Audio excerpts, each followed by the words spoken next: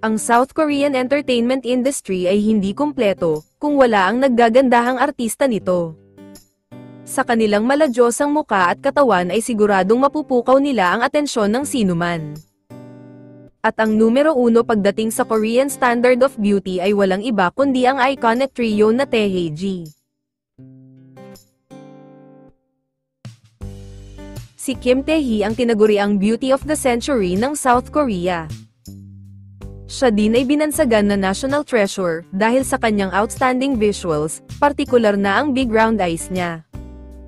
Si Taehae ay nagtapos sa prestihiyosong Seoul National University, at pinupuri sa pagkakaroon ng beauty and brains. Si Kim ay naging matagumpay din ang career, at sumikat sa mga palabas tulad ng Stairway to Heaven, Love Story in Harvard, Iris, at My Princess.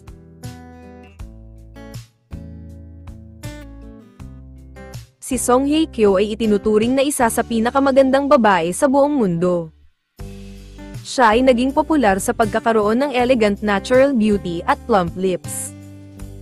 Dahil sa kanyang captivating face, siya ay naging endorser ng ilang beauty products at luxury brands. At mula nang maging artista, hinangaan na din ng marami ang fashion style niya. Si Hye Kyo ay napanood bilang bida sa ilang hit shows tulad ng Full House, Autumn in My Heart, Descendants of the Sun, at Encounter.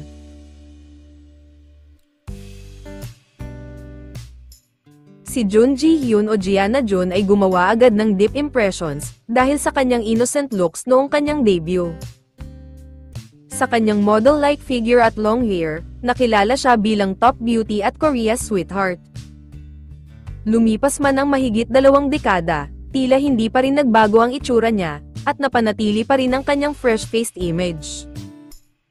Ang multi-award-winning actress ay ipinamalas ang kanyang acting skills sa ilang drama at pelikula, gaya ng My Sassy Girl, The Legend of the Blue Sea, My Love from the Star, at The Thieves.